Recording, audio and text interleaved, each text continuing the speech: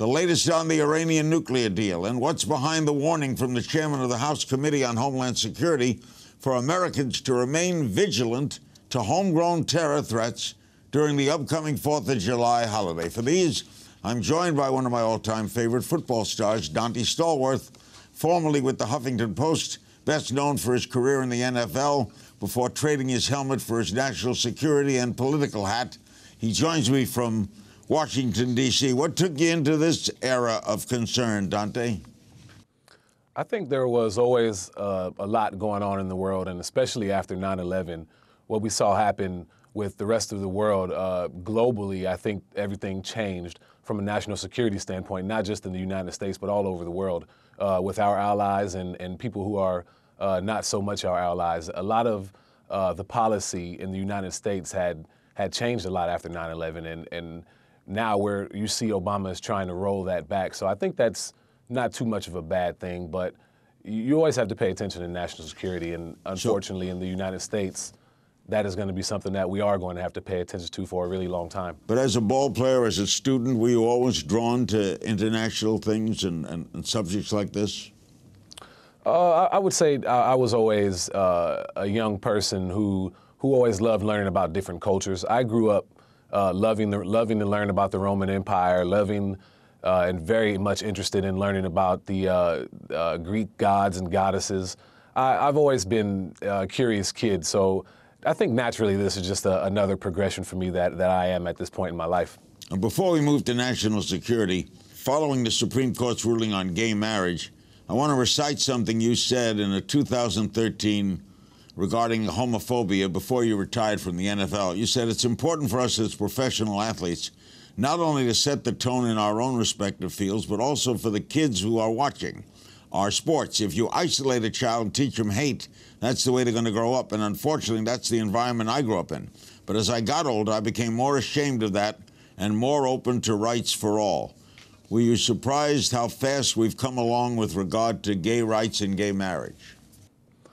I think it is interesting over the last few years. You have seen a shift in perception of people that are gay, of the LGBT community. I think that people have become more open. You see it now more on television than you have ever before at any other point in the history of television. So I think people are becoming more accepting and being more open to gays and gay rights in general. But there's still such a long ways to go. I mean, I think in 19 states you can still be fired for being gay.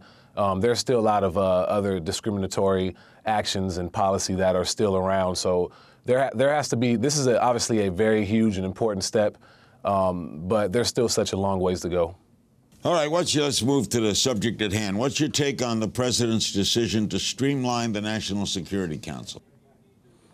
I think it's important. I think that a lot of what happened after 9/11 was a lot of emotional policy. I think that we saw what happened in our country to our fellow citizens, and something that hadn't happened in a really long time, especially of that magnitude ever. So you look at what 9/11 did to change the policy here, the domestic policy in the United States, and what it did to other countries abroad. And I think it's very important because there is a lot of other issues that we are trying to tackle now as well. And one of those issues is also nuclear weapons. We still are up to spend up to $1 trillion over the next 30 years refurbishing these nuclear weapons that we have. So that is a major issue, and I think that's something that we need to combat, not only here domestically, but abroad. We need to open up better dialogue with Russia. I know our relations are a little sour right now between us and them, but we need to find that dialogue, just like Obama has done with Cuba and just like he's done with the P5+1 and Iran negotiations.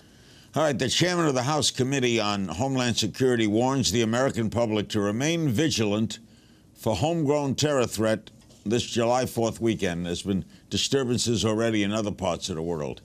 Are you worried about this weekend?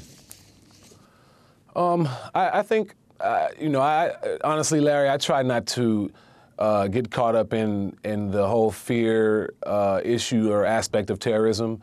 You can't live life like that, and especially not in this country. That's not what our founding fathers intended for us to. That's not how they intended for us to live, and that's not how anyone wants to live. But I think yes, I think you should always remain vigilant, but not to the point where you're not living your life. This is the 4th of July. This is something that we should celebrate, and I think that the law enforcement and everyone else involved, the intelligence agencies, they've done their jobs. I mean, we've had a remarkable. Fortunately, we've had a remarkable track of stopping terrorism, at least in this country anyway. So it's been really good. But I think that we should, July 4th is a moment to celebrate and not really to be fearful. Let's discuss some things you wrote about when you were with the Huffington Post. The U.S.-Iranian nuclear deal. Will there be a deal? I hope so. I think it's important. I don't think that you can take the stance right at this current moment and say that we're just going to get rid of these negotiations because they keep getting extended. This is what diplomacy is all about. JFK talked about it in a speech to American University right after the whole nuclear issue in Cuba. He understood that you need diplomacy. You need to open up communication, or else there is going to be an issue that's going to get out of hand.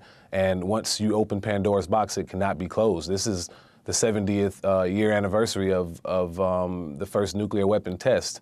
And that's something that is, it's a major harm to not only our national security, but the security of the world. That, to me, is the biggest issue that we face right now is nuclear weapons. Talking is better than killing. Yeah. You also wrote about statistics show that female senators get more done than male senators. How do you account for that?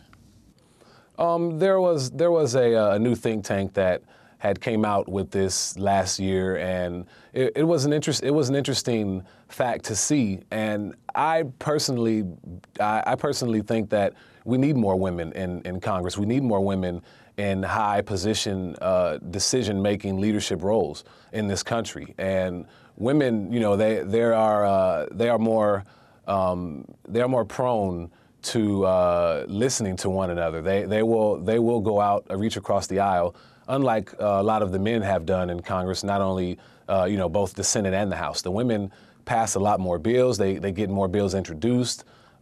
They get more bills co-sponsored by other women and opposite parties. They do a lot more. They were the ones who got the ball rolling a couple of years ago when the government was shut down for the economy. So the women in this country, I think we need more of them in Congress. So if any of them are watching and thinking about running, please run because we need you.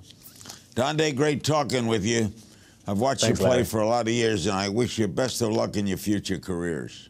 Thank you, Larry. Appreciate you. Thanks for having me on.